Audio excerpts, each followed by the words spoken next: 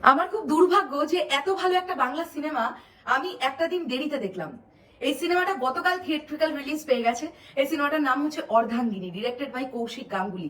আমরা এই ছবিতে অভিনয় করতে দেখতে পেলাম চূর্ণী গাঙ্গুলি, জয়া আহসান, কৌশিক সেন, অম্বরীশ ভট্টাচার্য, লিলি চক্রবর্তী, রায়া ভট্টাচার্য সহ বেশ আরো কয়েকজনকে। তো কেমন লাগলো এই সিনেমাটা? বন্ধুরা, প্রথমেই আমি সুরিন্দর ফিল্মসকে একটা অনেক বড় থ্যাংক ইউ দেবো। কেন জানো, আমাদের বাঙালিদের দর্শকের মনে একটা ধারণা হয়েছে যে ফ্যামিলি ড্রামা মানেই সেই প্যানপ্যানানি কিছু আমরা দেখতে চলবো। ফ্যামিলি ড্রামার মধ্যেও যে এত ভালো আমরা কিছু পারফরমেন্স দেখতে পাবো এবং এত ভালো একটা গল্প আমরা দেখতে পাবো, এত ভালো একটা প্রেজেন্টেশন আমরা দেখতে পাবো, এই ধারণাটা অনেক বাঙালি দর্শকের মন থেকেই কিন্তু চলে যাচ্ছে।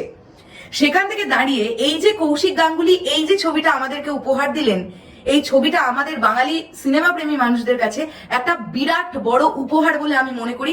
এবং কৌশিক গাঙ্গুলির আবারও একটা মাস্টারপিস দেখে এলাম।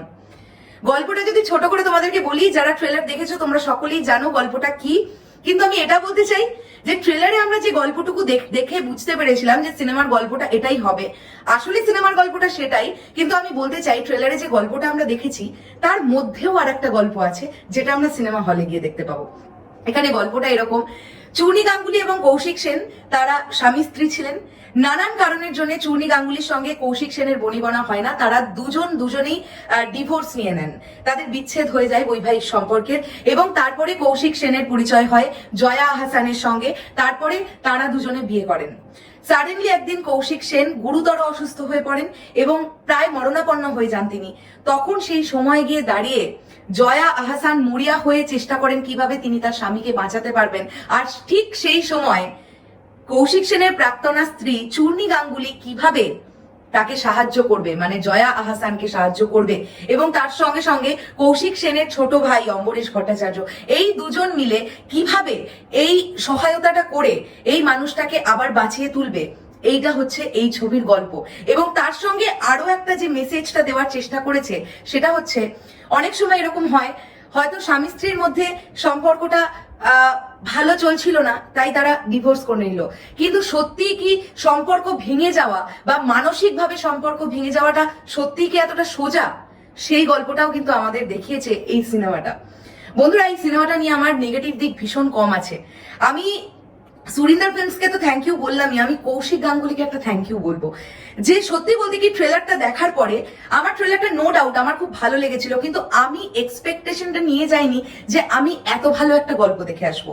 এবার তোমাদের মনেই হতে পারে যে কি এমন গল্প, ফ্যামিলি ড্রামাই তো। আরে বন্ধুরা, ফ্যামিলি ড্রামার মধ্যে যদি তুখর কিছু পারফরমেন্সেস থাকে না তাহলে, এবং ছবির রাইটিং যদি ভালো হয়, ছবির ডায়লগ রাইটিং যদি ভালো হয়, ছবিতে যদি স্মার্ট পারফরমেন্স আমরা দেখতে পাই, ছবির ডিরেকশন যদি ভালো হয়, ছবির স্ক্রিন প্লে যদি ভালো হয়, ছবিটা এমনিই ভালো হয়ে যায়। আর অর্ধাঙ্গিনী জলজ্যান্ত এরকমই একটা ভালো ছবির উদাহরণ। প্রথমেই চলে আসে আমি পজিটিভ দিক, অভিনয়। এখানে চূর্ণী গাঙ্গুলি এবং জয়া আহসান তারা দুজনকে বলেছে, এ বলে আমায় দেখ, ও বলে আমায় দেখ। এখানে আমার কোথাও না কোথাও গিয়ে জয়া আহসান আমার ভীষণই পছন্দের একজন অভিনেত্রী, তা বাদেও আমার চূর্ণী গাঙ্গুলির অভিনয় না এখানে কোথাও না কোথাও গিয়ে বড্ড মনে দাগ কাটতে পেরেছে, মানে এটা বলতেই হবে। এবং অম্বরীশ ভট্টাচার্যের আমি বোধহয় এতদিন পর্যন্ত উনি যত ছবি বানিয়েছেন ওনার সেরা পারফরমেন্সটা উনি এই ছবিতে দিয়েছেন অর্ধাঙ্গিনীতে। যেভাবে উনি করে গেছেন, ওনার পোর্শন গুলোকে যেভাবে উনি পোর্ট্রে করেছেন, একটা ফ্যামিলির মধ্যে কত রকমের একটা বনেদি বাড়ি বা জমিদার বাড়ি, যে বাড়িটা প্রচন্ড ঠাকুর দেবতা বিশ্বাস করে, এমন কিছু রিজন ঘটে যায় যে কারণের জন্য হয়তো অনেক সেই ফ্যামিলি মেম্বার্সরা কিছু মেনে নিতে পারছেন না, তাদের মনের বিরুদ্ধে গিয়ে কিছু কাজ হচ্ছে, যে কারণের জন্য কৌশিক সেনকেও বাড়ি ছাড়া হতে হয়। আমি এর থেকে আর ডিটেলসে কিছু বলবো না, কিন্তু এখানে প্রত্যেকের অভিনয়, আমি বলবো যে পুরো ছবিটাকে যদি এগিয়ে নিয়ে যায় তিনটি চরিত্র, একটি হচ্ছে চূর্ণী গাঙ্গুলি, দ্বিতীয়টি হচ্ছে জয়া আহসান, তৃতীয়টি হচ্ছে অম্বরীশ ভট্টাচার্য। এই তিনজন জাস্ট মানে অসাধারণ। কৌশিক সেনের এখানে এই ছবিতে অনেক বেশি অভিনয় করার জায়গা কিন্তু নেই, বা অনেক স্ক্রিন টাইমিং কিন্তু তার নেই। কৌশিক সেন নো ডাউট প্রচন্ড ভালো একজন অভিনেতা, এটা আমরা সকলেই জানি, তিনিও তার জায়গায় প্রচন্ড ভালো। লিলি চক্রবর্তী এখানে ভীষণ ভালো, এই বয়সে যে পারফরমেন্সটা দিয়েছেন ভীষণ ভালো। এবং প্রত্যেকজন ফ্যামিলি মেম্বার এখানে তোমরা দেখতে পাবে যে কৌশিক সেনের বরদার চরিত্রে যিনি অভিনয় করছেন এবং তার যিনি ওয়াইফ হয়েছেন মানে কৌশিক সেনের বড় বৌদি যে ক্যারেক্টারটা এখানে প্লে করছেন রায়া ভট্টাচার্য, তাদের দুজনের সম্পর্কের মধ্যেও একটা জটিলতা কিন্তু আছে, কিন্তু তারা সেই ফ্যামিলিটাতে টিকে আছে, কিন্তু কৌশিক সেনের কিন্তু সেখানে মানে ঠান্ডা হলো না। এই বিষয়গুলোও দেখাবে এবং চুনি গাঙ্গুলি কত বড় মনের একজন মানুষ, কত ভালো মনের একজন মানুষ, কত ভালো একজন স্ত্রী, সেইটা গোটা ছবি জুড়ে তিনি দেখিয়ে গেছেন। ছবিতে আরো একটা দৃশ্য তোমরা দেখতে পাবে যেখানে দেখতে পাবে যে বাই ফোন তিনটে ক্যারেক্টারের কথা চলছে, মানে চূর্ণী গাঙ্গুলি তিনি কনফারেন্স কলে কথা বলছেন অম্বরীশ ভট্টাচার্য এবং জয়া আহসানের সঙ্গে, পার্টিকুলার একটা সিচুয়েশন সেখানে ক্রিয়েট হচ্ছে। পুরো দৃশ্যটাকে যেভাবে এই তিনজন যেভাবে অভিনয় করেছে, মানে কখনো কখনো এরকম হচ্ছে যে অম্বরীশ ভট্টাচার্য ভুল করে চূর্ণী গাঙ্গুলিকে রেসপন্স করে ফেলছেন, তখন লিলি চক্রবর্তী বলছেন কি, এই বিষয়গুলো যেভাবে হয়েছে জাস্ট মানে ফাটাফাটি। এই ছবির স্ক্রিন প্লে এত ভালো, মানে ছবিটা প্রেজেন্ট ডে থেকে কাট টু কাট আমাদের ব্যাক স্টোরি দেখাতে থাকছে মাঝে মধ্যেই, জাস্ট অসাধারণ অসাধারণ। মানে এখানে আমি কি বলবো, এখানে অনুপম রায়ের মিউজিক জাস্ট ভাবা যাচ্ছে না। ওই যে গানটা আছে না ইমন চক্রবর্তী যেটা গেয়েছেন, এভাবে হেরে যাই যে দিকে তাকাই কেমন যেন আলাদা আলাদা সব, যেভাবে যে সময়ে এই গানটাকে ব্যবহার করা হয়েছে ছবির মধ্যে জাস্ট অসাধারণ। অনুপম রায় এখানে ভীষণ ভালো মিউজিক করেছেন, প্রত্যেকটা গান এখানে শুনতে ভালো লাগে এবং ছবিটা কোথাও গিয়ে আমাদের বোর হতে দেবে না দুটি মানুষের জন্য, জয়া আহসান এবং চূর্ণী গাঙ্গুলি। তারা দুজনকে বলছে কে ভাই দেখ আমি কার থেকে কে ভালো পারফরমেন্সটা দিতে পারে, অসাধারণ। মানে আমি বলবো তোমাদের হাইলি রিকমেন্ড করবো যাদের এই ধারণাটা আছে যে ফ্যামিলি ড্রামা মানেই প্যানপ্যানানি, আর প্যানপ্যানানি মানেই যে ব্যাকডেটেড বা প্যানপ্যানানি মানেই যে ভালো কিছু দেখানো যেতে পারে না, এই ধারণাটা যে দর্শকদের মধ্যে তৈরি হয়েছে, আমি তাদের বলবো আপনারা গিয়ে একবার সিনেমা হলে অর্ধাঙ্গিনী দেখে আসুন, আমার মনে হয় ভালো লাগবে।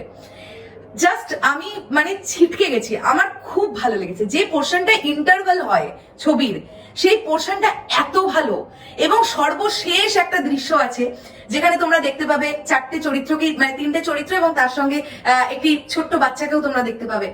লাস্ট মানে সিনটা পর্যন্ত, সেখানে পর্যন্ত লিফটের মধ্যে চূর্ণী গাঙ্গুলি জাস্ট অসাধারণ। সেখানে জয়া হাসানের একটা তাকানো আছে চূর্ণী গাঙ্গুলির দিকে, জাস্ট অসাধারণ। যেখানে জয়া হাসান বলছে যে, আমরা ট্রেলারেও দেখেছিলাম যে আপনাদের দিদি তোমাদের বিয়েটা ভেঙে যাওয়ার জন্য তো আমার কোনো দোষ ছিল না, সেই জায়গাটা যেখানে চূর্ণী গাঙ্গুলি বলছেন যে মহাজনের মতন, সেই জায়গাটা মানে আমি জাস্ট ফাটাফাটি। এই ছবির কস্টিউম ডিজাইনও খুব ভালো হয়েছে। জাস্ট বলে রাখি, যে সময় আমরা দেখতে পাচ্ছি চূর্ণী গাঙ্গুলি তিনি তার বাড়িতে একা, সেই সময় তিনি এক ধরনের ড্রেস মানে পোশাক পরিচ্ছদ তার, যে সময় তিনি অন্য কারোর সঙ্গে কনভারসেশন করছেন বা তার বাড়িতে অন্য কেউ যাচ্ছে, অমরেশ ভট্টাচার্যের চরিত্র বা জয়া হাসান তারা আসছে, তখনই তিনি শাড়ি পরে নিচ্ছেন। এগুলো কস্টিউম ডিজাইনার ভীষণ ভালো ডিজাইন করেছেন এবং সর্বোচ্চ যেটা বলবো সেটা হচ্ছে এই ছবির ডিরেকশন প্রচন্ড ভালো হয়েছে, এই ছবির কালার কারেকশন খুব ভালো হয়েছে। এই ছবিটা নিয়ে না আমার কোনো নেগেটিভ দিক নেই। যাদের এই ছবিটা বোরিং মনে হবে আমি জানি না, তাদের হয়তো টেস্ট আলাদা, বাট আমার খুব ভালো লেগেছে ছবিটা। আমি জাস্ট নির্বাক হয়ে গেছি ছবিটা দেখে বেরোনোর পরে, আমার জাস্ট ভাষা খুঁজে পাচ্ছিলাম না। আমি শুধু কখনো যদি চূর্ণী গাঙ্গুলির সঙ্গে আমার আবারও সামনাসামনি দেখা হয়, আমি একটাই কথা জিজ্ঞাসা করবো যে উনি এত ভালো অভিনয়টা কেমন করে করেন। নিশ্চয়ই ভালো অভিনয় না করলে ন্যাশনাল অ্যাওয়ার্ড তো আসতো না। ভীষণ ভালো। জয়া হাসানও জাস্ট মানে ভীষণ ভালো। তো অর্ধাঙ্গিনী তোমরা অবশ্যই সকলে গিয়ে সিনেমা হলে গিয়ে দেখে এসো, আমার মনে হয় তোমাদের ভালো লাগবে। চলো, আমি বোধহয় রিভিউটা একটু বড় করে ফেললাম, আসলে আমি একটুখানি আবেগের বশবর্তী হয়ে বলছি, আমার এতটাই ভালো লেগেছে সিনেমাটা। টাটা।